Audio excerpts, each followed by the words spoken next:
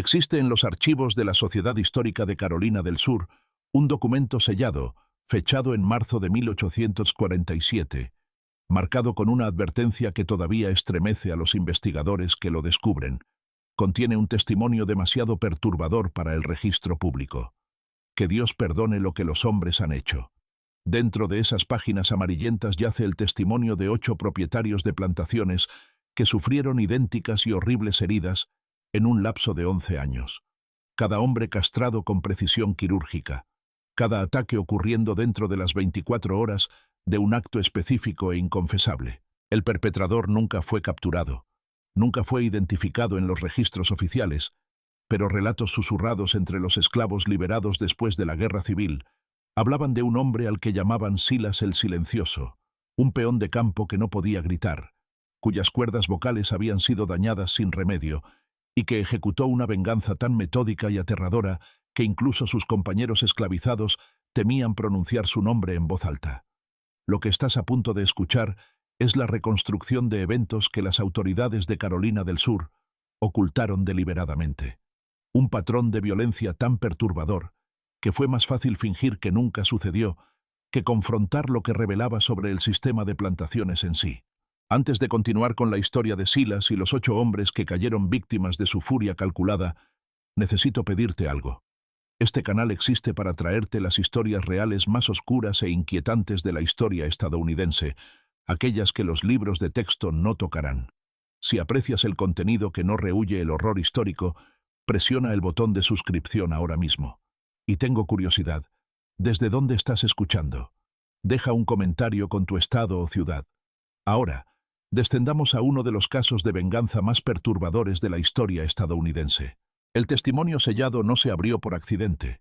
Fue la persistencia de una estudiante de posgrado en 2003 lo que sacó estos eventos de nuevo a la luz, y lo que encontró la perseguiría en su investigación durante años. El Low Country de Carolina del Sur en 1836 era un paisaje de contradicciones, una belleza natural impresionante que ocultaba un sufrimiento humano sistemático. Las plantaciones de arroz de la región generaban una riqueza extraordinaria para una pequeña clase de terratenientes blancos, construida enteramente sobre el trabajo forzado de miles de afroamericanos esclavizados que trabajaban en campos infestados de mosquitos, donde la malaria y la disentería mataban con la misma facilidad que el exceso de trabajo. Charleston, a 40 millas al este, presentaba una fachada de cultura sureña refinada. Grandes bailes, sociedades literarias, iglesias con altos campanarios, mientras que el campo circundante operaba como una red interconectada de campos de trabajo donde los seres humanos eran comprados, vendidos, criados y trabajados hasta la muerte con impunidad. La franja de plantaciones del Low Country se extendía a lo largo de la llanura costera, donde la intersección de ríos de marea y suelo fértil creaba las condiciones ideales para el cultivo de arroz. Pero la agricultura de arroz era un trabajo agotador. Los trabajadores esclavizados permanecían de pie con el agua hasta las rodillas durante horas, vulnerables a serpientes, caimanes y enfermedades. Sus manos se desgarraban hasta sangrar por los tallos de arroz de bordes afilados. El calor en verano era sofocante, el aire denso de humedad e insectos. El invierno traía lluvias frías que empapaban sus delgadas ropas. La población esclavizada en estas plantaciones superaba significativamente en número a sus esclavizadores, a veces en proporciones de 20 o 30 a 1, lo que creaba una atmósfera permanente de miedo entre los propietarios de plantaciones blancos. Este miedo se manifestaba en una disciplina brutal, complejos sistemas de vigilancia y castigos diseñados no solo para controlar, sino para aterrorizar. En este mundo, aproximadamente en 1815, nació un niño al que se le daría el nombre de Silas. Su madre, según registros fragmentarios, se llamaba Patience, una mujer que trabajaba en los campos de la plantación Rutledge, cerca de Georgetown. La identidad de su padre nunca se registró, aunque los libros de contabilidad de la plantación señalaban que el hijo de Patience era mulato, lo que indicaba un padre blanco. Este detalle, aparentemente menor, resultaría significativo en el rígido sistema de castas de la sociedad de plantación. Los hijos de madres esclavizadas y padres blancos ocupaban una posición peculiar, legalmente esclavizados por el estatus de su madre, pero llevando los rasgos de sus padres opresores lo que a menudo los marcaba para un resentimiento especial o una atención no deseada. Silas creció en las barracas, las atestadas estructuras de madera donde vivían las familias esclavizadas en condiciones que apenas calificaban como refugio. Los edificios goteaban con la lluvia, sofocaban en verano y proporcionaban poco calor en invierno.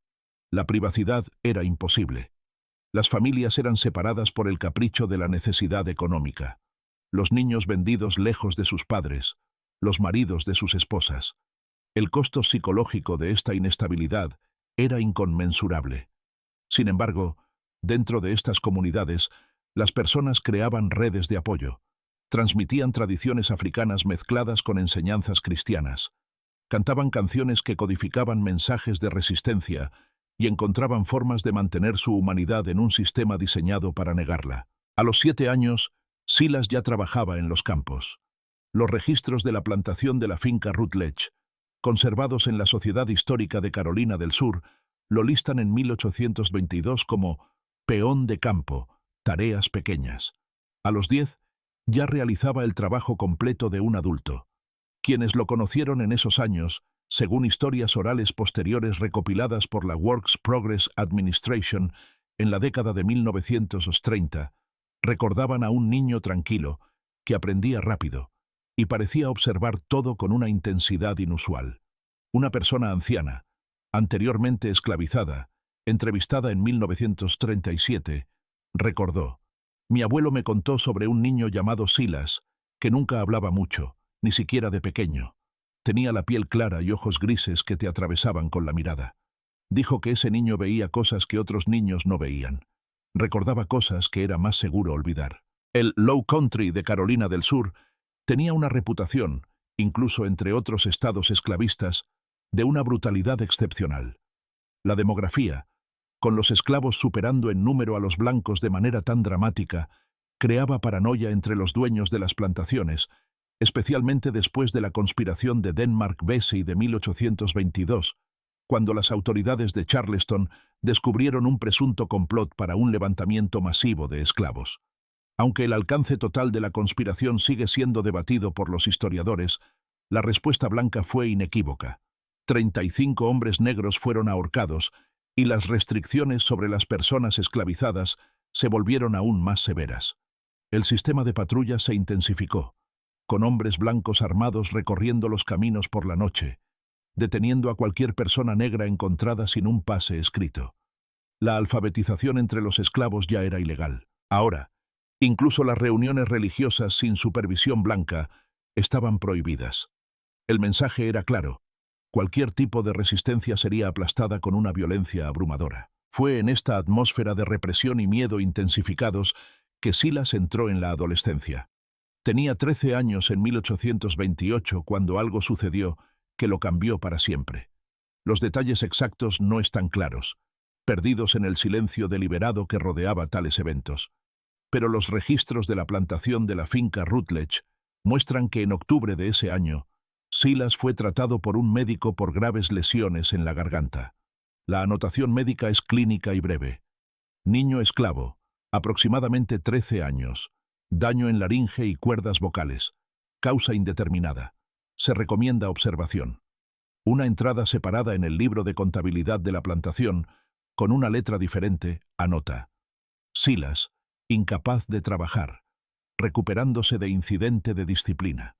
La palabra disciplina cubría multitudes de horrores en las plantaciones, desde latigazos hasta marcas con hierro candente y mutilaciones. A partir de ese momento, Silas no pudo hablar normalmente. Según relatos recopilados décadas después, podía emitir sonidos, gruñidos, susurros, ocasionalmente una aproximación estrangulada de palabras, pero su voz estaba destruida. El daño fue permanente.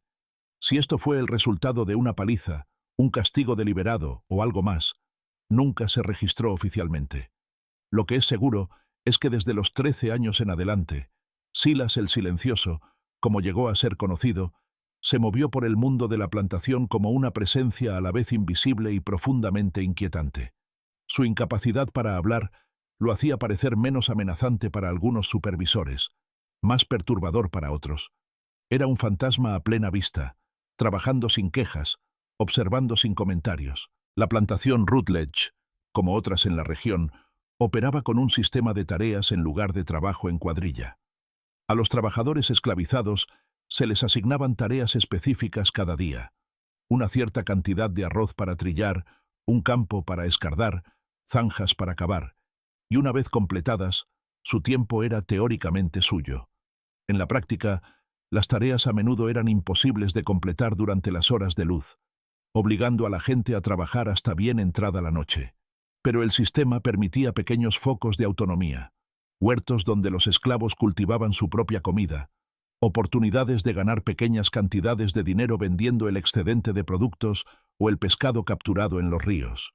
Estas pequeñas libertades eran cruciales para la supervivencia psicológica, creando espacios donde las personas podían ejercer la elección, por limitada que fuera. Silas, según las historias orales, usaba sus horas vespertinas de manera diferente a la mayoría. Observaba, escuchaba. Su silencio hacía que la gente olvidara que estaba allí. Y en esa invisibilidad aprendió cosas. Aprendió los patrones de los supervisores, cuáles bebían mucho, cuáles desaparecían en las barracas por la noche. Aprendió los horarios de los jinetes de patrulla, las brechas en sus rutas. Aprendió qué dueños de plantaciones visitaban otras plantaciones y por qué. Y aprendió, aunque nadie hablaba de ello abiertamente, qué hombres entre los esclavizadores consideraban a las mujeres esclavizadas, y a veces a los muchachos esclavizados, como propiedad sexual, un derecho que venía con la propiedad. El primer incidente ocurrió en una noche húmeda de agosto de 1836, aunque su pleno significado no se comprendería hasta mucho después. La víctima fue Nathaniel Grayson, un propietario de plantación de 32 años, cuya propiedad colindaba con la finca Rutledge. Grayson fue encontrado en su dormitorio al amanecer por su esposa, consciente pero en estado de shock, con la sangre empapando las sábanas. Había sido castrado con lo que el médico que lo atendió describió como una precisión casi quirúrgica. La puerta del dormitorio había sido cerrada con llave desde adentro. Las ventanas estaban cerradas y con pestillo. No había señales de entrada forzada, ni evidencia de lucha más allá de la propia herida. Grayson, cuando pudo hablar, afirmó que se había despertado con una mano sobre la boca, un destello de metal y un dolor tan intenso que perdió el conocimiento. No vio nada, no oyó nada, excepto una respiración constante y controlada. El sheriff local, Benjamin Carr, investigó con la ayuda de la patrulla de esclavos. Cada persona esclavizada en la plantación de Grayson fue interrogada. Varios fueron azotados bajo sospecha, una práctica común diseñada más para reafirmar el control que para extraer información. No surgió nada útil. La esposa de Grayson insistió en que ningún esclavo había estado en la casa esa noche. Los sirvientes de la casa, interrogados por separado, confirmaron que habían sido encerrados en sus barracas como de costumbre al anochecer, una práctica que Grayson seguía religiosamente. La investigación se estancó en cuestión de días, y aunque los rumores se extendieron entre la sociedad blanca, teorías de venganza, susurros de conspiraciones abolicionistas, no se realizó ningún arresto. Lo que el informe del sheriff no incluyó, porque Grayson se negó a hablar de ello, fue lo que había sucedido la tarde anterior. Un peón de campo de la plantación vecina de Rutledge, un joven llamado Silas, había sido prestado a Grayson por el día para ayudar con las reparaciones de un molino de arroz. Tales transferencias temporales eran comunes, un sistema de ayuda mutua entre los dueños de las plantaciones. El trabajo se había extendido hasta la noche, y en lugar de enviar a Silas de regreso en la oscuridad, Grayson lo había mantenido durante la noche en un cobertizo de almacenamiento cerca de la casa principal. Grayson había visitado ese cobertizo alrededor de las 10 de esa noche. Estuvo allí aproximadamente media hora. Cuando salió, ajustándose la ropa, Silas salió detrás de él, moviéndose lentamente, con el rostro inexpresivo. Grayson le dijo a su supervisor que devolviera a Silas a la plantación Rutledge a primera luz. Esa fue la última orden coherente que dio antes del ataque. No se estableció ninguna conexión. El propio Grayson nunca mencionó la presencia de Silas en la propiedad. Hacerlo habría requerido explicar por qué había visitado el cobertizo a altas horas de la noche, y tal admisión habría planteado preguntas que Grayson no tenía intención de responder. En la cultura del honor de la élite de las plantaciones del sur, Ciertas cosas se entendían pero nunca se reconocían.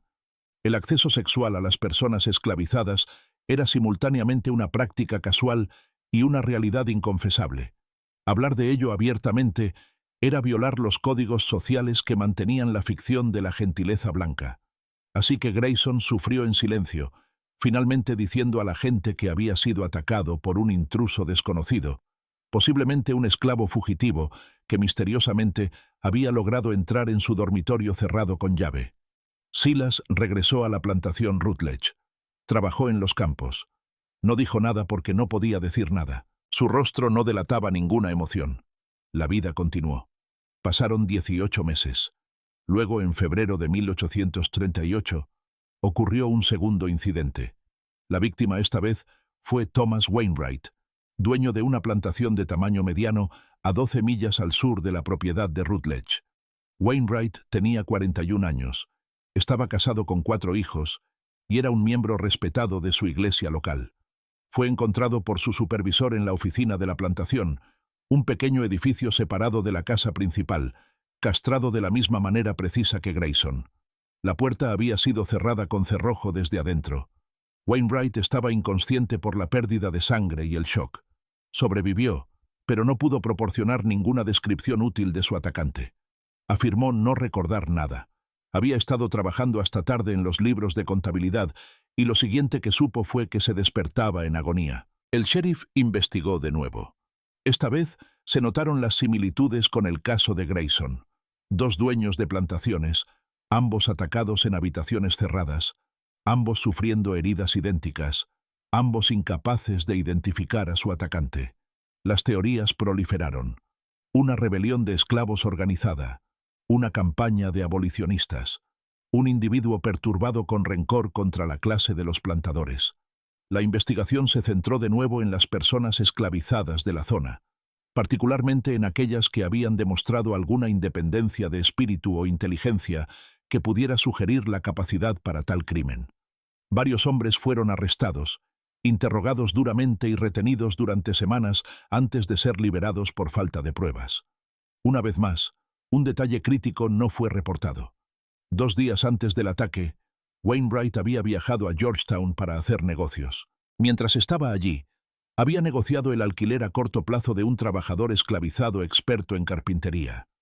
La plantación Rutledge, buscando generar ingresos adicionales, había comenzado a alquilar a algunos de sus trabajadores esclavizados, más cualificados a otros dueños de plantaciones para proyectos temporales. Silas, a pesar de su incapacidad para hablar, había aprendido habilidades de carpintería y era considerado un trabajador competente. Había sido enviado a la plantación de Wainwright para reparar daños en varios edificios anexos. El trabajo duró 3 días. Silas durmió en un cobertizo de herramientas cerrado con llave, comió las comidas que le traía la cocinera de la plantación y trabajó constantemente desde el amanecer hasta el anochecer. En la segunda noche, Wainwright visitó el cobertizo de herramientas. Se quedó un tiempo. Cuando se fue, Silas permaneció dentro. Al día siguiente, Silas completó su trabajo y regresó a la plantación Rutledge. Al día siguiente, Wainwright fue encontrado castrado en su oficina. No se estableció ninguna conexión porque nadie buscaba una conexión. La idea de que una persona esclavizada, particularmente una que no podía hablar, no podía gritar, ni siquiera podía decirle a nadie lo que le estaba sucediendo, pudiera ser capaz de una venganza tan calculada, era impensable dentro de la cosmovisión de la sociedad de plantación. Las personas esclavizadas eran propiedad, incapaces del tipo de pensamiento estratégico requerido para tales actos. Que sufrieran se reconocía con indiferencia. Que pudieran responder con violencia metódica estaba más allá de toda consideración. Pero entre las comunidades esclavizadas del Low Country comenzaron los susurros. Nada explícito, nada que pudiera ser rastreado o utilizado como evidencia, sino un patrón de miradas de complicidad, de silencios cuidadosos. El nombre de Silas se mencionaba en contextos que sugerían más que sus habilidades de carpintería. Una anciana entrevistada décadas después recordó: «Sabíamos que había alguien haciendo pagar a esos hombres blancos. No sabíamos con certeza quién, pero se hablaba de un hombre que no podía hablar, que se movía como una sombra. La gente le tenía miedo. pero no como se le tiene miedo a algo malo, más bien como se le tiene miedo a una tormenta. Sabes que viene, sabes que es poderosa, y solo intentas mantenerte fuera de su camino. Para 1840, 4 propietarios de plantaciones en el Low Country de Carolina del Sur habían sufrido el mismo destino. Cada ataque seguía un patrón idéntico. Habitaciones cerradas, sin señales de entrada forzada, precisión quirúrgica, ninguna descripción útil del atacante. Las víctimas, Grayson, Wainwright y ahora Edmund Talbert y Henry Prescott, tenían poco en común en la superficie. Tenían diferentes edades, poseían plantaciones de diferentes tamaños, pertenecían a diferentes círculos sociales. El único hilo que los conectaba era la geografía. Todos vivían en un radio de 20 millas. Todos formaban parte de la red económica interconectada de plantaciones de arroz que definía la región. Los ataques habían creado un clima de miedo entre la clase de los plantadores. Las puertas cerradas con llave ya no se sentían seguras. La presencia de personas esclavizadas en y alrededor de las casas, antes dada por sentada, ahora generaba paranoia. Algunos dueños de plantaciones comenzaron a dormir con pistolas cargadas. Otros instalaron cerraduras adicionales. Contrataron más supervisores. Aumentaron la brutalidad de sus medidas de control, con la esperanza de intimidar a posibles atacantes. Las patrullas de esclavos intensificaron sus rondas nocturnas, deteniendo e interrogando a cualquier persona negra encontrada en los caminos después del anochecer. Pero los ataques continuaron, impredecibles en el tiempo, pero consistentes en el método. Lo que los dueños de las plantaciones no sabían, lo que no podían saber, porque nunca habían prestado atención al movimiento de los trabajadores esclavizados entre plantaciones, era que Silas había estado presente en cada propiedad en los días inmediatamente anteriores a cada ataque. La plantación Rutledge había desarrollado un rentable negocio secundario, alquilando trabajadores esclavizados cualificados, y Silas, con sus habilidades de carpintería y su inquietante silencio, era frecuentemente prestado a otras plantaciones para proyectos a corto plazo. Era invisible, una herramienta más que una persona a los ojos de quienes alquilaban su trabajo. El patrón nunca se documentó en ningún registro oficial, pero estaba ahí.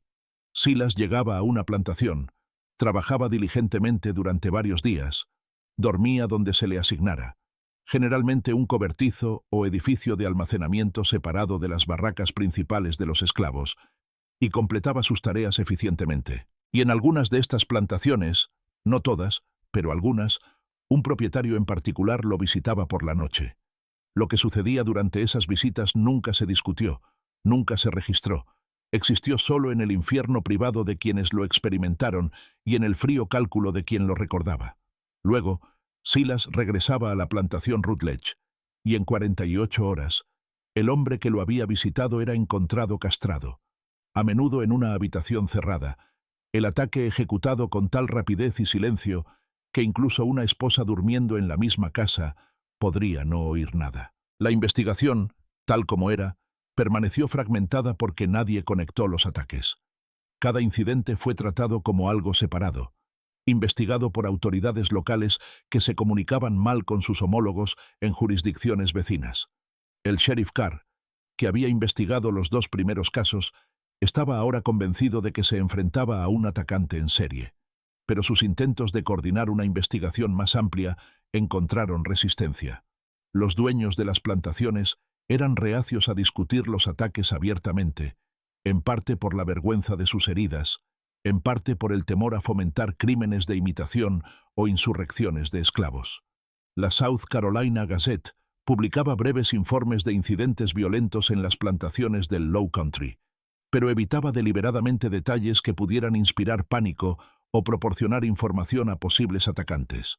En las comunidades esclavizadas circulaba un tipo diferente de conocimiento.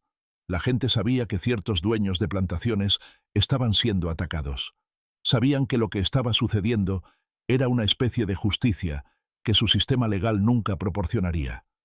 Las mujeres esclavizadas, particularmente aquellas que habían sido violadas repetidamente por hombres blancos, hablaban en un lenguaje codificado sobre el silencioso que hacía pagar a los hombres. Pero también sabían que celebrar abiertamente o incluso reconocer estos ataques traería un castigo colectivo. Después de cada incidente, Las patrullas de esclavos barrían la zona, interrogando a la gente, destruyendo propiedades, infligiendo violencia al azar para reafirmar el control. Así que el conocimiento permaneció subterráneo, compartido en susurros, nunca escrito, nunca hablado donde pudiera ser oído. El propio Silas seguía siendo un enigma incluso para aquellos que vivían a su lado en las barracas de Rutledge.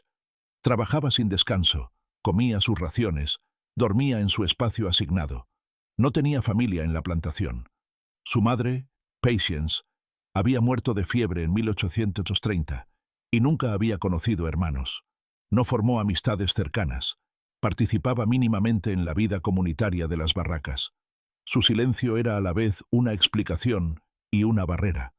¿Cómo puedes hacerte amigo de alguien que no puede hablar, cuyo rostro no muestra una emoción legible, cuyos ojos parecen mirar a través de ti en lugar de a ti? Un anciano llamado Joshua, que había trabajado junto a Silas en los campos de arroz durante años, le dijo a un entrevistador en 1336, Silas no era como los demás. Algo le pasó cuando era joven, algo que lo rompió por dentro incluso más de lo que rompió su voz. Trabajaba todo el día bajo el calor, cortando arroz hasta que sus manos sangraban, y no emitía ni un sonido. A los supervisores les gustó eso al principio. Pensaron que estaba bien domado. Pero había algo en sus ojos que ponía nerviosa a la gente inteligente. Estaba observando, siempre observando, como si viera cosas que el resto de nosotros no podíamos ver.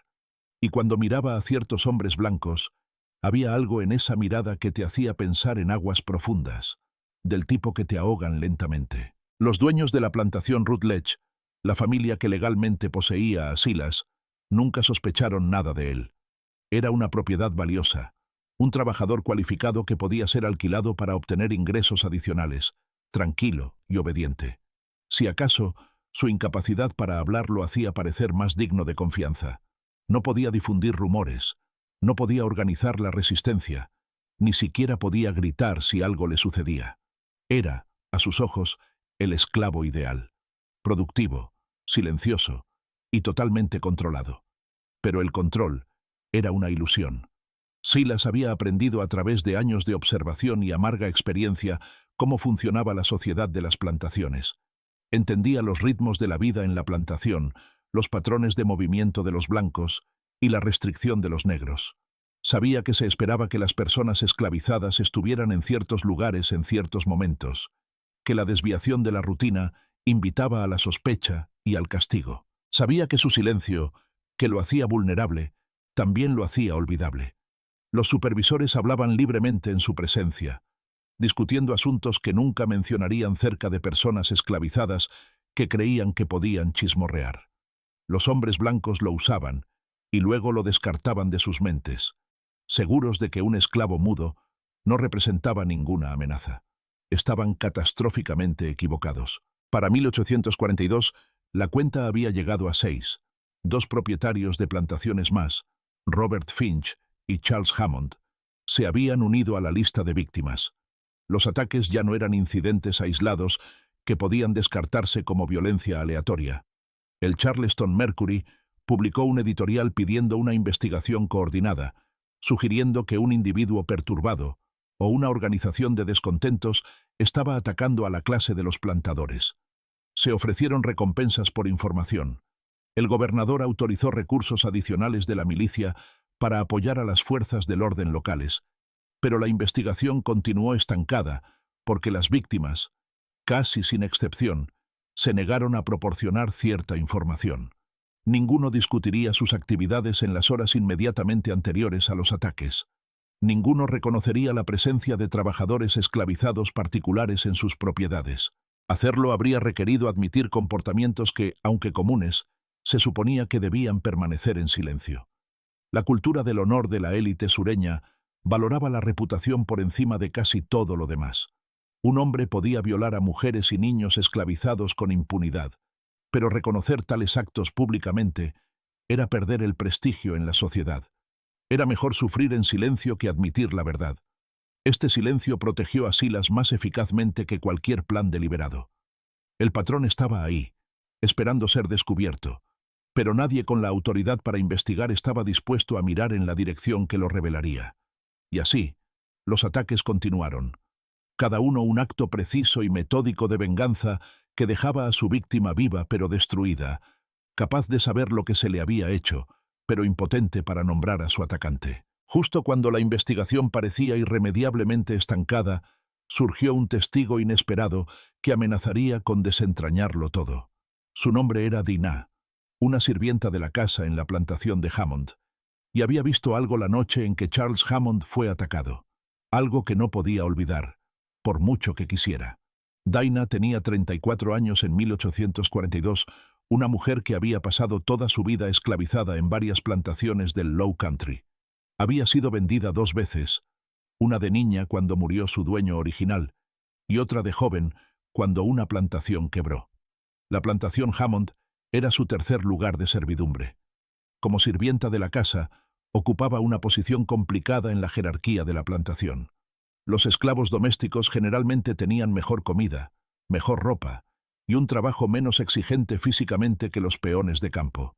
Pero esta proximidad a los dueños blancos venía con sus propios terrores. Los sirvientes de la casa veían y oían cosas, conflictos matrimoniales, problemas financieros, crueldades privadas, que los hacían singularmente vulnerables. El conocimiento era peligroso para las personas esclavizadas. Ser testigo de cosas que no debías ver podía hacer que te vendieran, te golpearan o te mataran. La noche del ataque a Charles Hammond, Dinah había estado durmiendo en una pequeña habitación junto a la cocina, como era costumbre para la cocinera y la principal sirvienta de la casa. Alrededor de las 2:00 de la mañana, se despertó para usar el orinal y oyó algo. Un sonido tan débil que casi se convenció de que lo había imaginado. Era un paso en las escaleras que llevaban al segundo piso, donde estaban los dormitorios de la familia. La escalera era vieja y ciertos escalones crujían predeciblemente. Dinah conocía esos sonidos íntimamente. Había subido esas escaleras innumerables veces cada día. Lo que oyó fue a alguien moviéndose lentamente, con cuidado, probando cada escalón para minimizar el ruido. Debería haberse quedado en su habitación. Cada instinto de supervivencia le decía que permaneciera en silencio, que no viera nada, que no supiera nada. Pero la curiosidad, o quizás una intuición más profunda, la llevó a la puerta. La casa estaba a oscuras, excepto por una única vela que encendió, protegiendo su luz con la mano. Se movió hasta donde podía ver la escalera. Una figura estaba en lo alto, apenas visible en la oscuridad. La silueta era masculina, delgada, moviéndose con deliberación cuidadosa hacia el dormitorio de Hammond. Por un momento, el corazón de Dinah se detuvo, pensando que estaba presenciando un asesinato en curso. Entonces, la figura se giró ligeramente, y la luz de la vela iluminó su rostro por un instante. Lo reconoció.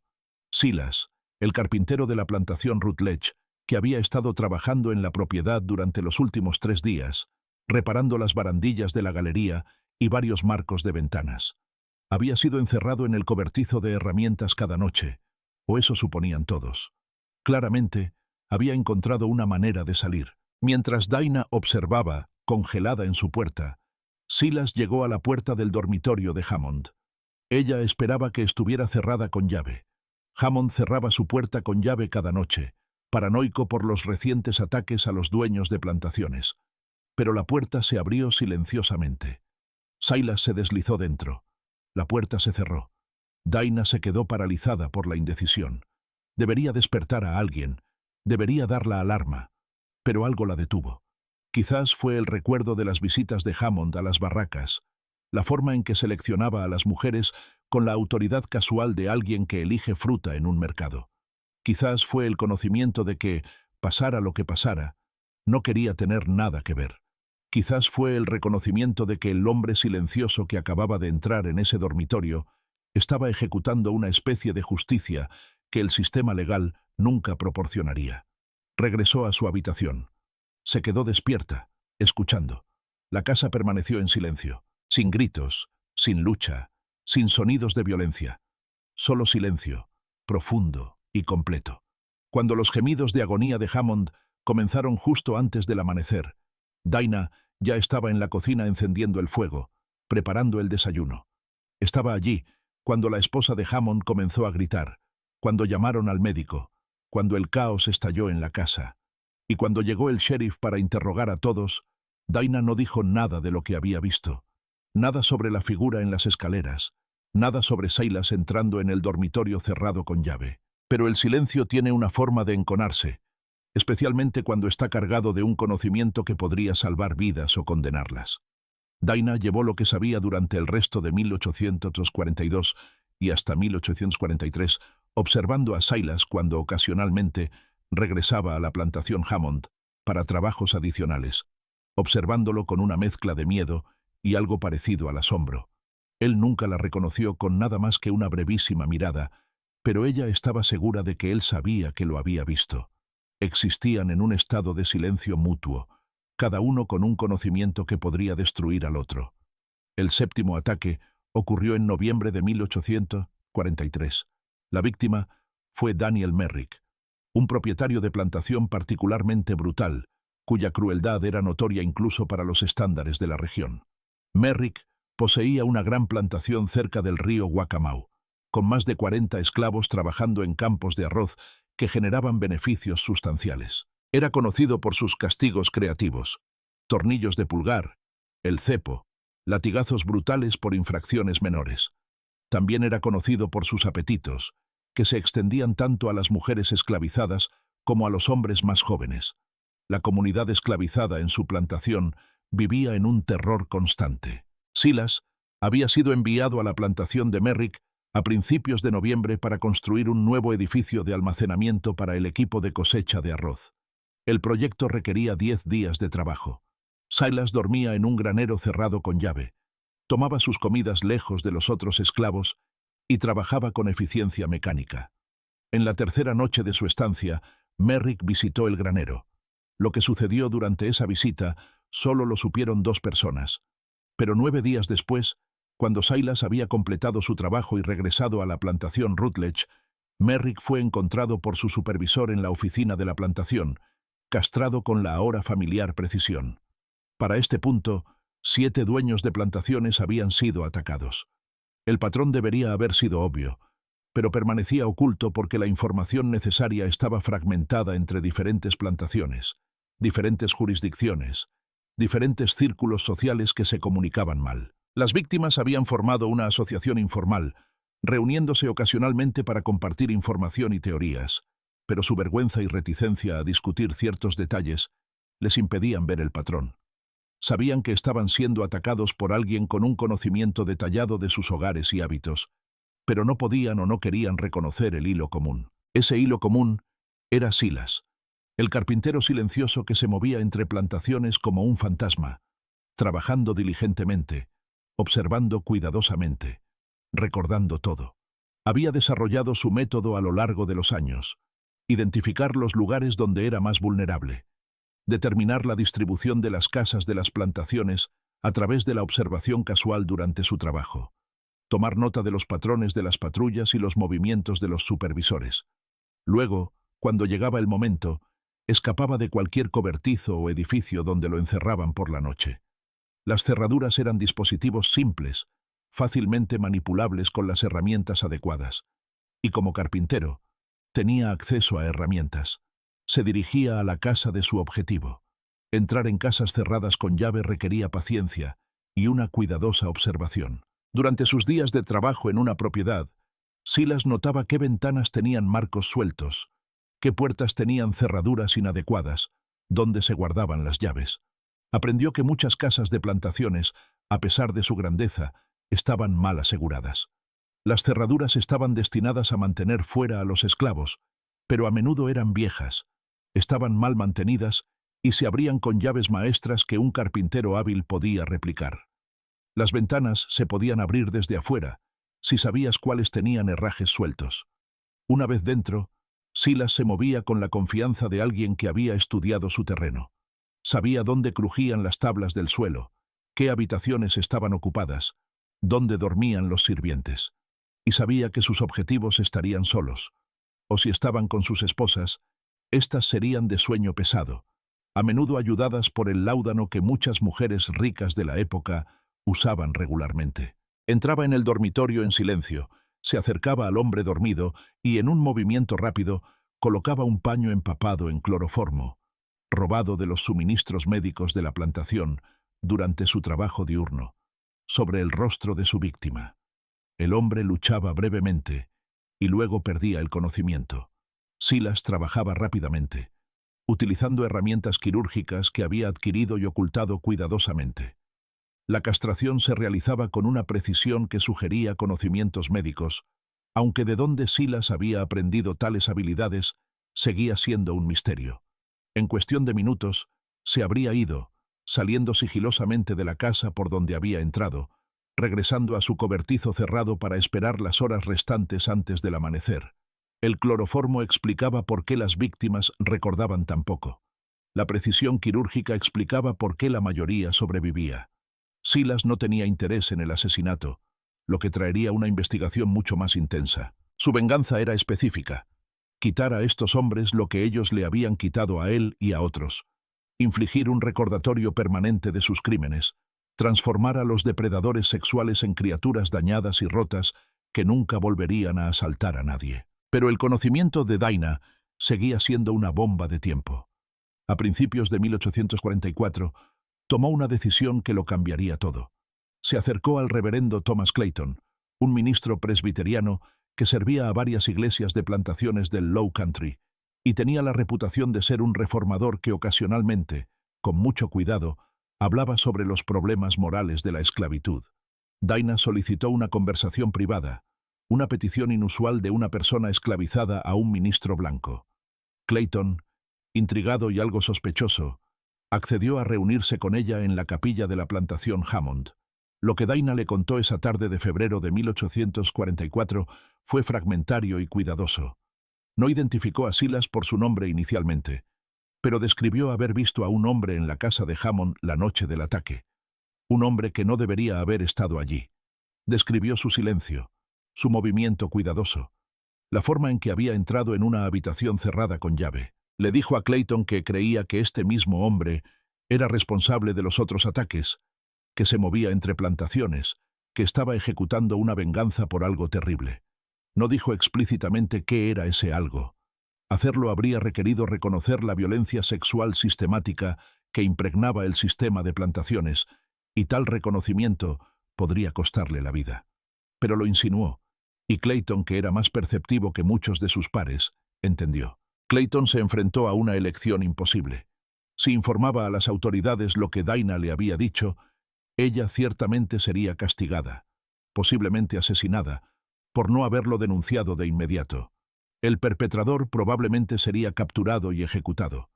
Pero Clayton tenía suficiente imaginación moral para entender que no se enfrentaba a una simple criminalidad. Era una venganza por un abuso sistemático y sostenido. Le preguntó a Dinah por qué se lo contaba ahora, meses después de presenciar el ataque. Su respuesta fue simple: porque va a haber más. Lo veo en él cuando pasa por aquí. Y tal vez si alguien sabe, si alguien entiende lo que realmente está pasando, algo pueda cambiar. Clayton tomó una decisión que desafiaba todas las convenciones sociales de su tiempo y lugar. No dijo nada a las autoridades. En cambio, comenzó su propia investigación silenciosa, viajando entre plantaciones, hablando con personas esclavizadas bajo el pretexto del ministerio religioso, recopilando historias que confirmaban lo que Dinah había sugerido. Se enteró de un carpintero silencioso llamado Silas. Se enteró de los dueños de plantaciones que visitaban cobertizos cerrados por la noche. Se enteró de un patrón de horror que el sistema blanco se negaba a reconocer, porque reconocerlo requeriría confrontar la podredumbre moral más profunda del sistema esclavista. Lo que Clayton no anticipó fue que su investigación llamaría la atención. En una sociedad construida sobre la vigilancia y el control, un ministro blanco haciendo preguntas cuidadosas sobre los dueños de plantaciones y su comportamiento privado levantó alarmas. Para el verano de 1844, Clayton se encontró llamado ante un comité de ciudadanos preocupados en Georgetown, interrogado sobre sus actividades, advertido de que su interferencia en la disciplina de la plantación no era bienvenida. Se le dijo en términos que no dejaban lugar a malentendidos que su servicio continuo como ministro en el Low Country dependía enteramente de su discreción y su voluntad de apoyar, no cuestionar, el orden social establecido. Un miembro del comité, un prominente dueño de plantación llamado Augustine Sheffield, fue particularmente directo. Entendemos que ha estado haciendo preguntas sobre asuntos que no conciernen al bienestar espiritual de nadie, reverendo. Preguntas que sugieren que ha olvidado su lugar y propósito aquí. Eso puede corregirse, o puede concluirse. La elección es suya. Clayton entendió la amenaza. Detuvo su investigación, o pareció hacerlo, pero mantuvo detallados diarios privados documentando todo lo que había aprendido, escribiendo en una taquigrafía personal que creía que protegería la información si sus papeles eran confiscados alguna vez. Estos diarios, descubiertos en una venta de bienes en Charleston en 1998, proporcionan el relato contemporáneo más completo de lo que realmente estaba sucediendo en el Low Country entre 1836 y 1847. En una entrada de agosto de 1844, Clayton escribió: «He descubierto la identidad del hombre que buscan, aunque ellos no saben a quién buscan. Se llama Silas, propiedad de la finca Rutledge, un carpintero de cierta habilidad que no puede hablar. He averiguado por qué no puede hablar, resultado de la violencia infligida sobre él cuando era un niño de 13 años, cuya naturaleza no me atrevo a escribir, ni siquiera en este registro privado. He averiguado lo que se le ha hecho repetidamente desde entonces, por hombres que vieron su silencio como una invitación en lugar de una herida. Y he averiguado lo que él ha hecho en respuesta. Que Dios me perdone. No puedo condenarlo. La ley lo ahorcaría sin dudarlo. Pero, ¿qué ley lo protege a él? ¿Qué justicia existe para alguien como él? Se supone que debo predicar el perdón y la redención. Sin embargo, me encuentro esperando que nunca lo atrapen, que su terrible justicia continúe hasta que cada hombre que lo ha violado pague por completo. Mientras tanto, Silas continuaba su trabajo, sin saber que alguien había comenzado a reconstruir el patrón. La plantación Rutledge continuaba beneficiándose del alquiler de su hábil carpintero, y Silas continuaba moviéndose entre propiedades, una presencia silenciosa que la sociedad blanca había aprendido a ignorar por completo. Pero algo estaba cambiando en él. Según quienes lo observaron durante esos años, las personas ancianas, anteriormente esclavizadas, entrevistadas en la década de 1930, hablaban de un hombre que parecía estar desapareciendo lentamente, incluso mientras permanecía físicamente presente. Se puso más delgado, recordó una mujer, como si se estuviera consumiendo por dentro. Sus ojos se volvieron más oscuros, más profundos. Lo mirabas y sentías que estabas mirando a un pozo sin fondo. Algunas personas comenzaron a evitarlo, no porque pensaran que les haría daño, sino porque estar cerca de él se sentía como estar cerca de algo que ya había muerto, pero que se había olvidado de dejar de moverse. El octavo y último ataque ocurrió en marzo de 1847 y resultaría diferente de todos los demás, de maneras que finalmente forzarían la verdad a salir a la luz. El objetivo era Jonathan Caldwell, un propietario de plantación de 47 años cuya propiedad se encontraba a lo largo del río Black, una de las regiones de cultivo de arroz más rentables de Carolina del Sur. Caldwell era rico incluso para los estándares de los plantadores. Poseía más de 60 personas esclavizadas y extensas propiedades de tierra. También era miembro de la legislatura estatal, una posición que le daba considerable influencia y protección política. A diferencia de las víctimas anteriores, que habían sido reacias a discutir sus ataques públicamente, Caldwell era conocido por su arrogancia y su creencia de que sus conexiones políticas lo hacían intocable. A principios de marzo de 1847, Caldwell contrató con la plantación Rutledge el préstamo de Silas para un proyecto de un mes, la construcción de una nueva casa para el supervisor y la renovación de varias barracas de esclavos que se habían deteriorado.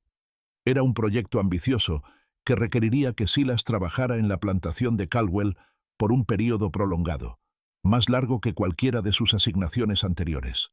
El administrador de la finca Rutledge, satisfecho con la sustancial tarifa de alquiler que Caldwell ofrecía, aceptó de inmediato. Silas fue transportado a la plantación de Caldwell el 3 de marzo, junto con las herramientas y materiales que necesitaría.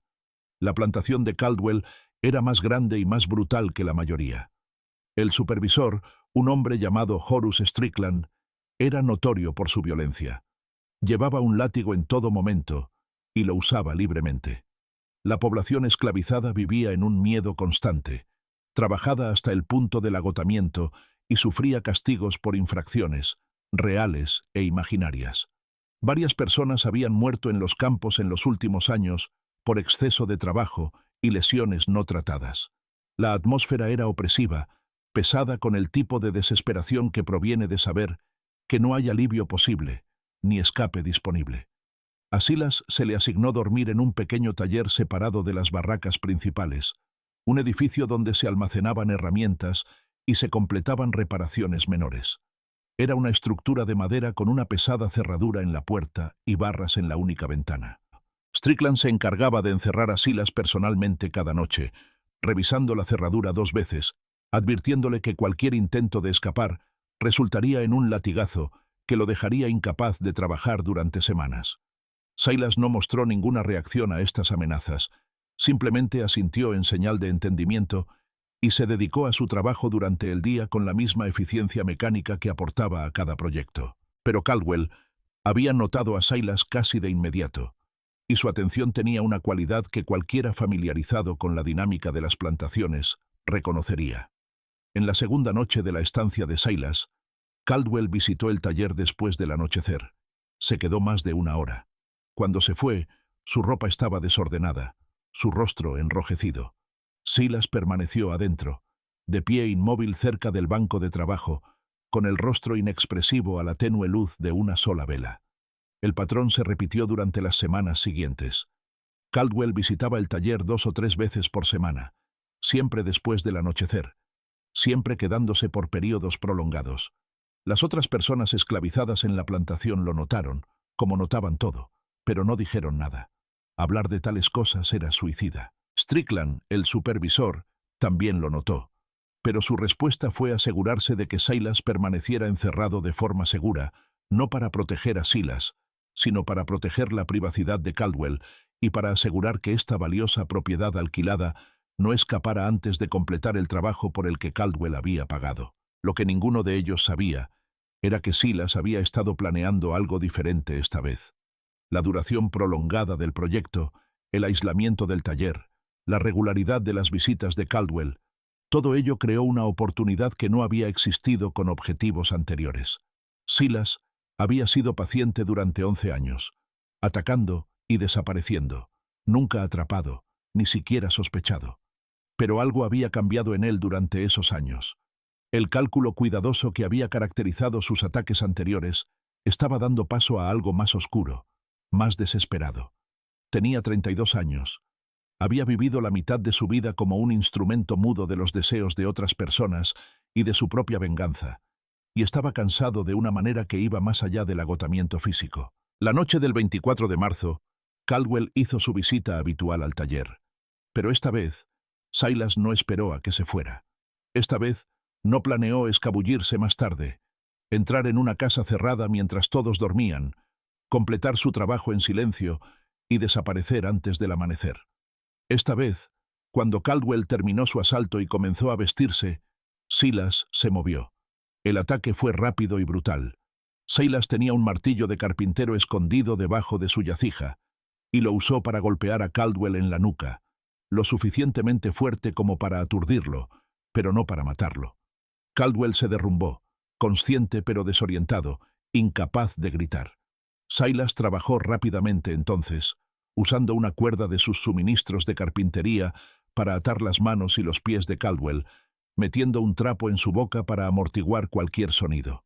Luego, encendió todas las velas del taller, creando una luminosidad inusual, casi ritualista, y recuperó las herramientas quirúrgicas que había mantenido cuidadosamente a lo largo de los años, limpias y afiladas después de cada uso, guardadas en un compartimento secreto de su caja de herramientas. Lo que sucedió a continuación duró casi 1 hora. A diferencia de los ataques anteriores, que se habían ejecutado con rápida precisión mientras las víctimas estaban inconscientes, esta vez Silas trabajó lentamente, metódicamente, mientras Caldwell estaba plenamente consciente. La castración se realizó por etapas, con largas pausas entre cada corte, durante las cuales Silas simplemente miraba el rostro de Caldwell, observando el terror y el dolor, sin emitir ningún sonido, pero asegurándose de que su víctima entendiera exactamente lo que estaba sucediendo y por qué. Fue una tortura, deliberada y calculada. Una inversión de poder tan completa que Caldwell, quizás por primera vez en su vida privilegiada, entendió lo que significaba ser completamente indefenso, que tu cuerpo fuera violado mientras eras impotente para evitarlo, saber que nadie vendría a ayudarte. Cuando Silas finalmente terminó, limpió sus herramientas cuidadosamente, las guardó e hizo algo que nunca había hecho antes. Abrió la puerta del taller desde adentro y salió a la noche, sin intentar esconderse, sin intentar regresar al edificio cerrado antes del amanecer. Cruzó el patio de la plantación, pasando por la casa principal donde las lámparas aún ardían en algunas ventanas, pasando por las barracas donde las personas esclavizadas yacían despiertas, escuchando sonidos que no podían identificar del todo. Caminó hasta el borde de la propiedad de la plantación, hasta el río que marcaba el límite, y se quedó allí, mirando el agua oscura mientras la primera luz del amanecer comenzaba a teñir de gris el cielo del este. Fue encontrado allí al amanecer por Strickland, el supervisor, que había descubierto a Caldwell en el taller, gritando a través de su mordaza, apenas consciente por la pérdida de sangre y el shock. Strickland había organizado inmediatamente una búsqueda, esperando perseguir a un esclavo fugitivo por los pantanos.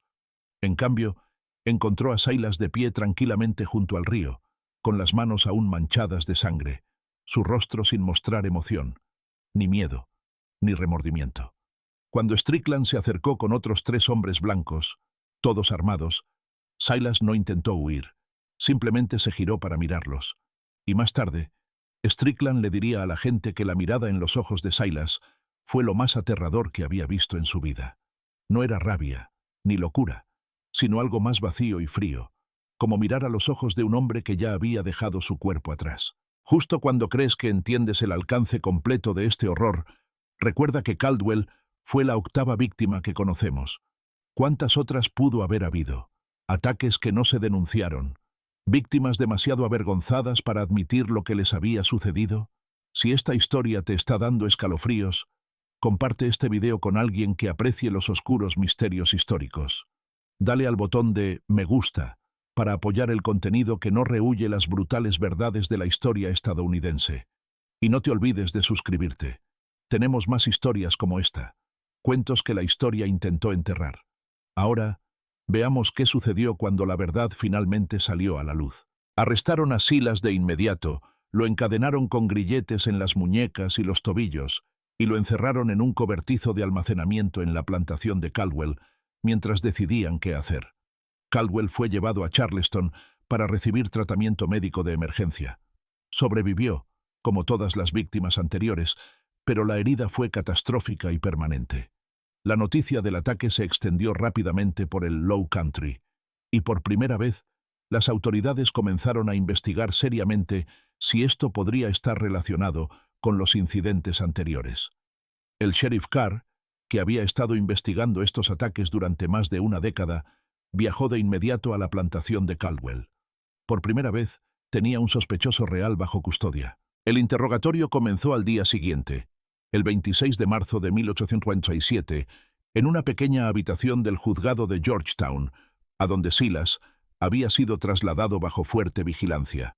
Estaban presentes el sheriff Carr, 2 ayudantes, el fiscal del distrito y el reverendo Clayton, que había sido convocado a petición de Carr porque se sabía que contaba con la confianza de las personas esclavizadas y podría lograr que Silas se comunicara a pesar de su incapacidad para hablar.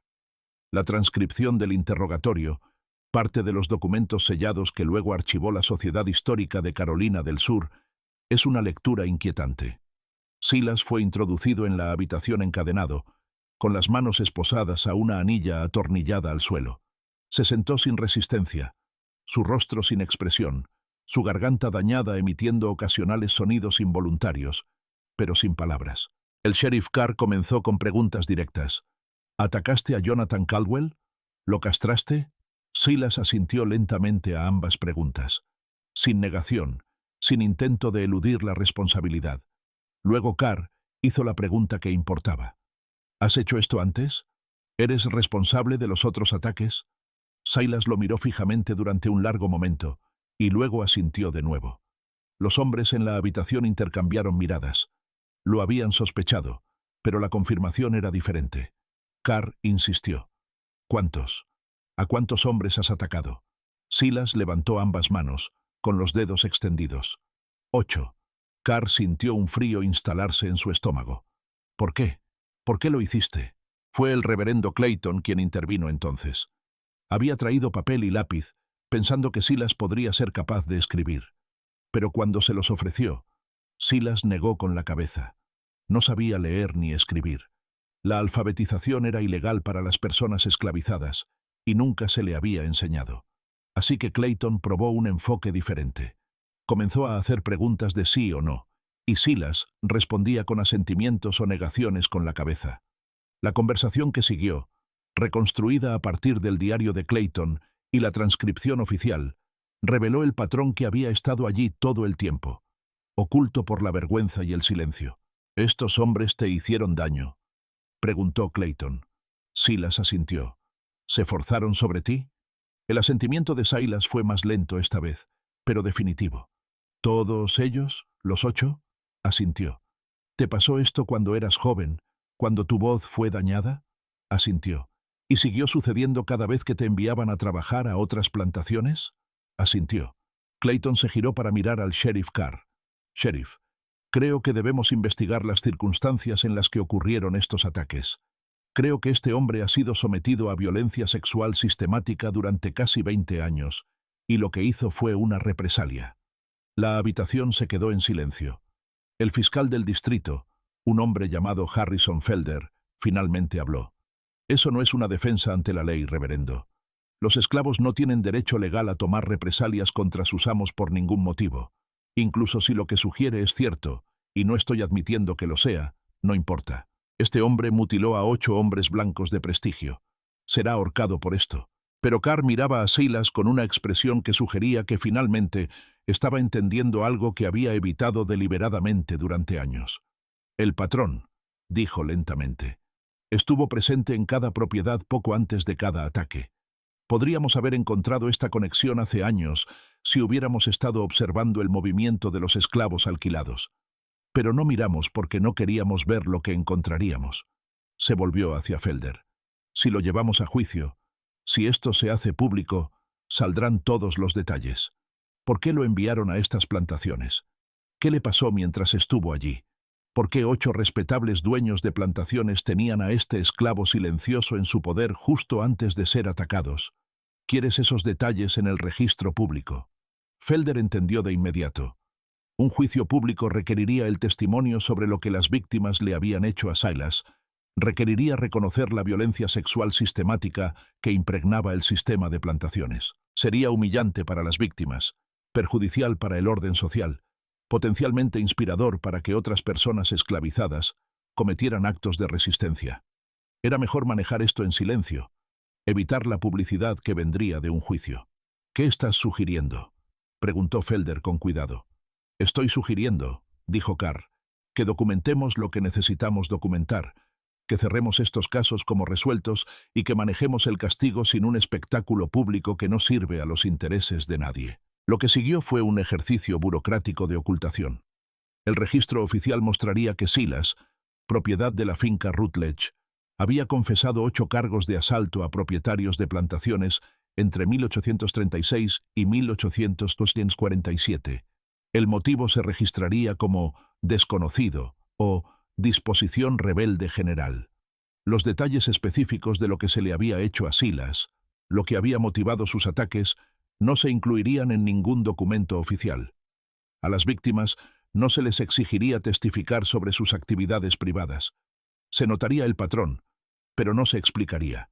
Y Silas sería ejecutado en silencio y sin anuncio público, para evitar crear un mártir o inspirar ataques de imitación. Pero el reverendo Clayton se negó a dejarlo así. En los días entre el interrogatorio de Silas y su ejecución programada, Clayton lo visitó 2 veces en su celda, llevándole papel y lápiz, aunque Silas no sabía escribir, sentándose con él en silencio, tratando de ofrecer alguna forma de consuelo espiritual a un hombre que había vivido horrores que Clayton apenas podía comprender. Durante la segunda visita, Clayton le preguntó a Silas si había algo que quisiera que la gente supiera, algo que quisiera que Clayton registrara para la historia. Silas lo miró fijamente durante un largo momento. Luego tomó el lápiz que Clayton había traído. Su mano temblaba, pero logró dibujar algo. No palabras, sino imágenes. El rostro de un niño con la boca abierta, gritando. Una mano cubriendo esa boca. Oscuridad. Luego 8 cruces, arañadas con fuerza en el papel. Luego nada más. Clayton entendió. Las 8 cruces representaban a las víctimas de Silas, pero también representaban algo más. 8 veces que Silas había recuperado una medida de poder, había hecho que sus atacantes sintieran una fracción de lo que él había sentido. No era justicia en ningún sentido legal, pero era la única justicia que Silas había podido reclamar. Clayton conservó cuidadosamente el dibujo en su diario, donde permanece hasta hoy, un testimonio visual crudo de la violencia que los registros oficiales intentaron borrar. La ejecución estaba programada para el 15 de abril de 1847 y se llevaría a cabo al amanecer en la plaza del juzgado de Georgetown. Pero 2 días antes de la fecha programada, sucedió algo inesperado. Silas fue encontrado muerto en su celda. La causa oficial de la muerte se registró como suicidio por ahorcamiento, utilizando tiras de tela arrancadas de su manta. Pero había inconsistencias en el informe que plantearon preguntas entonces y continúan planteando preguntas ahora. La celda supuestamente estaba bajo vigilancia constante. Las tiras de tela habrían requerido un tiempo considerable para rasgarse y trenzarse en una cuerda lo suficientemente fuerte como para soportar el peso de un hombre. Y varias personas que vieron el cuerpo notaron hematomas alrededor de la garganta que parecían inconsistentes con un ahorcamiento autoinfligido. Si Silas se quitó la vida, o si fue asesinado para evitar una ejecución pública que pudiera atraer una atención no deseada, esa pregunta nunca fue respondida oficialmente. Su cuerpo fue enterrado en una tumba sin marcar en el cementerio reservado para las personas esclavizadas, un lugar que desde entonces se ha perdido debido al desarrollo y el tiempo. No hay lápida, ni monumento, nada que marque dónde Silas el silencioso finalmente encontró el silencio en la muerte. Los 8 propietarios de plantaciones que sobrevivieron a los ataques de Silas vivieron con sus heridas y su vergüenza por el resto de sus vidas. Varios abandonaron la región, mudándose a otros estados donde sus historias eran desconocidas. Otros se quedaron pero se volvieron solitarios, sus cuerpos dañados como recordatorios constantes de lo que habían hecho y de lo que se les había hecho a cambio.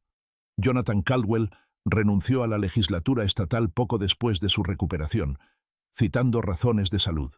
Vendió su plantación en 1849 y se mudó a Virginia, donde murió en 1856 sin dejar ningún registro público de lo que le había sucedido.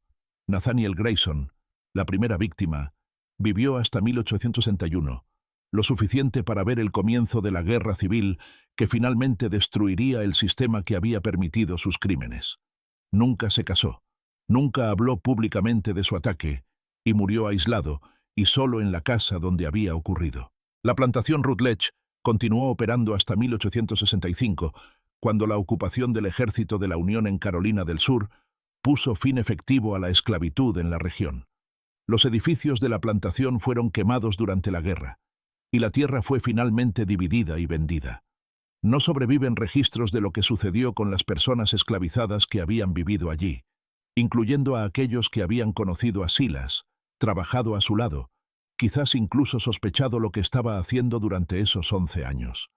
Se dispersaron después de la emancipación, buscando a familiares vendidos, tratando de construir nuevas vidas en una sociedad que ofrecía libertad de nombre, pero poco en la práctica.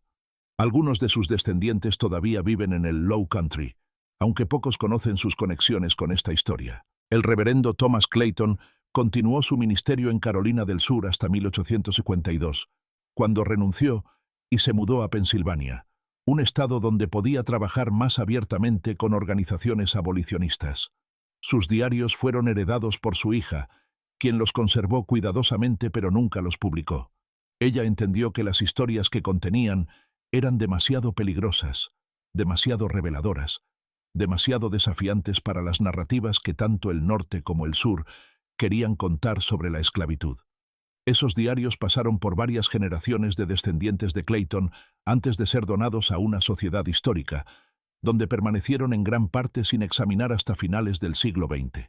El documento sellado que contiene el registro oficial de los crímenes y la ejecución de Silas fue depositado en los archivos de la Sociedad Histórica de Carolina del Sur en 1847, con instrucciones de que no se abriera sin un permiso especial. Esa restricción permaneció vigente durante más de 150 años. Cuando una estudiante de posgrado llamada Michelle Torres finalmente obtuvo acceso al documento en 2003 como parte de su investigación de disertación sobre la violencia en las plantaciones, encontró no solo la historia de Silas, sino docenas de otros casos, instancias documentadas de personas esclavizadas que se resistían a su tratamiento de maneras que iban desde el sabotaje sutil hasta la violencia abierta, todo deliberadamente oculto en los registros oficiales para evitar reconocer que las personas esclavizadas tenían agencia, inteligencia y la capacidad de resistencia estratégica. La disertación de Torres, publicada en 2006, devolvió la historia de Silas al conocimiento público por primera vez en más de un siglo. La respuesta de la comunidad académica fue mixta. Algunos historiadores elogiaron su trabajo por iluminar una forma de resistencia que había sido sistemáticamente borrada de las narrativas históricas. Otros la criticaron por glorificar potencialmente la violencia o por especular sobre detalles que no podían probarse definitivamente. Pero lo que nadie podía disputar era la verdad central que su investigación había descubierto. Silas no era un caso aislado. La violencia sexual que experimentó y que lo llevó a su terrible venganza era endémica del sistema esclavista. Y la resistencia a esa violencia, aunque a menudo oculta o disfrazada, era mucho más común de lo que sugerían los registros históricos. Hoy, no hay ningún monumento a Silas en Carolina del Sur, ningún marcador histórico que señale lo que sucedió en el Low Country entre 1836 y 1847. Las plantaciones donde trabajó han desaparecido en gran parte, reemplazadas por desarrollos suburbanos o reclamadas por el bosque. El juzgado donde fue interrogado todavía está en pie, pero ahora es un museo que se centra en aspectos más agradables de la historia de la región. Héroes de la Guerra de la Independencia, arquitectura de la preguerra, belleza natural. Las historias más oscuras, las que revelan el verdadero costo humano de la esclavitud, permanecen en gran parte sin contar en las narrativas históricas oficiales. Pero en ciertas comunidades, particularmente entre los descendientes de personas esclavizadas en el Low Content, la historia de Silas el Silencioso se ha conservado a través de la tradición oral. A veces se cuenta como una historia de fantasmas, una historia de venganza desde más allá de la tumba. Otras veces se cuenta como una advertencia sobre lo que sucede cuando las personas son empujadas más allá de su resistencia, cuando los sistemas de opresión se vuelven tan brutales que la resistencia se vuelve inevitable, sin importar el costo. Y ocasionalmente se cuenta como una historia de justicia, imperfecta, terrible, pero justicia al fin y al cabo, promulgada por alguien que no tenía otro recurso, ninguna otra manera de hacer que su sufrimiento significara algo. La cuestión de si Silas fue una víctima, un villano o algo más complejo de lo que cualquiera de las dos categorías permite, continúa generando debate entre historiadores y especialistas en ética. No mató a nadie, pero infligió heridas terribles a 8 hombres. Esas heridas fueron actos de venganza por la violencia sexual que sufrió repetidamente durante casi 2 décadas. ¿Lo convierte eso en un héroe, un criminal, un síntoma de un sistema tan moralmente corrupto que creó las condiciones para tales actos desesperados? La respuesta, quizás, depende de si crees que la justicia puede existir fuera de la ley, si la venganza puede ser alguna vez justa, si una persona a la que se le ha negado toda forma de protección legal y dignidad humana puede ser juzgada por los estándares de una sociedad que se negó a reconocer su humanidad en primer lugar. Lo que no se puede debatir es la realidad histórica que representa la historia de Silas. Fue una persona, pero su experiencia fue compartida por incontables miles que nunca fueron nombrados, nunca recordados, cuya resistencia, ya sea a través de la violencia, la huida, el sabotaje o la simple supervivencia, ha sido sistemáticamente borrada de las narrativas que contamos sobre la historia estadounidense. Cada plantación tenía sus secretos, su violencia oculta, sus historias enterradas. Silas es inusual solo porque su historia finalmente salió a la luz, preservada en documentos sellados y diarios privados por personas que reconocieron que la verdad, por terrible que fuera, merecía ser recordada. Entonces, ¿qué piensas de esta historia? ¿Estaba justificado Silas en lo que hizo? ¿Podría haber habido alguna otra forma de justicia disponible para él? Deja tu comentario a continuación y hazme saber tus pensamientos. Estas conversaciones históricas importan porque nos obligan a confrontar verdades incómodas sobre nuestro pasado. Si encontraste esta historia convincente y quieres más inmersiones profundas en los rincones oscuros de la historia estadounidense, asegúrate de estar suscrito a este canal y presiona la campana de notificación para no perderte nunca un video. Comparte esto con alguien que aprecie la historia que no aparta la mirada de las verdades más duras. Y recuerda, estas no son solo historias del pasado, son los cimientos del presente, patrones que resuenan a través de las generaciones.